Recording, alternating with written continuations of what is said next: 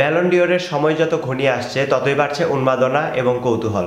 আজ রাত ১টায় ফ্রান্সের প্যারিসে দেওয়া হবে এই ব্যালন ডিওর। এবারে ব্যালন ডিওরটি হস্তান্তর করবে ব্রাজিলের legendary footballer Ronaldinho.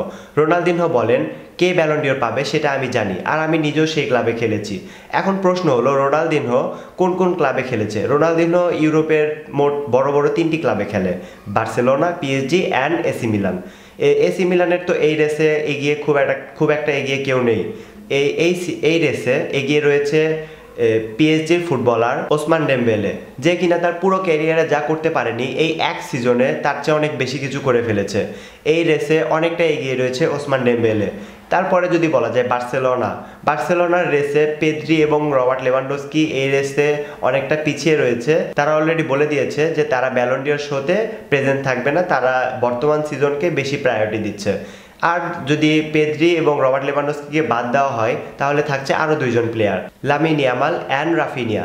Lamine Yamal তো তার পুরো পরিবার নিয়ে যাচ্ছে, পরিবারের পাশাপাশি আরও এক্সট্রা কিছু মেম্বার নিয়ে যাচ্ছে। টোটাল একটা সোর্স থেকে জানা গিয়েছে লামিন ইয়ামাল টোটাল 20 জন মেম্বার নিয়ে, পুরো পরিবার সহ 20 জন মেম্বার নিয়ে ব্যালন ডিওর শোতে প্রেজেন্ট হবে। কিন্তু এই রেসে রাফিনহার কথা যদি বলি, রাফিনহা তার এই সিজনটা যত সুন্দরভাবে কাটিয়েছে, ভেঙে দিয়েছে বার্সেলোনার পূর্বের সব রেকর্ড এবং চ্যাম্পিয়ন্স লিগে যৌথভাবে হয়েছে সর্বোচ্চ গোল স্কোরার, পাশাপাশি লা লিগার সেরা খেলোয়াড়।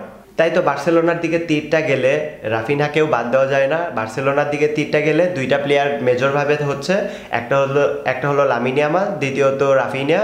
আর যদি পিএসজির দিকে তীরটা যায় তাহলে সেটা ভাটিনার কাছে তো যাওয়ার সম্ভাবনা একেবারেই কম, সেই ক্ষেত্রে ডেম্বেলের কাছে যাওয়ার সম্ভাবনা রয়েছে অনেক বেশি। তো গাইস, আপনি অবশ্যই কমেন্ট করে জানাবেন এই রেসে কে কে এগিয়ে থাকছে, রাফিনিয়া, লামিন ইয়ামাল আর ওসমান ডেম্বেলে, এই তিনজনের মধ্যে কে পেতে যাচ্ছে ব্যালন ডিওর। আজ রাত 1টায় দেখার জন্য প্রস্তুত থাকুন। তো আশা করি ভালো থাকবেন, সুস্থ থাকবেন। আল্লাহ হাফেজ।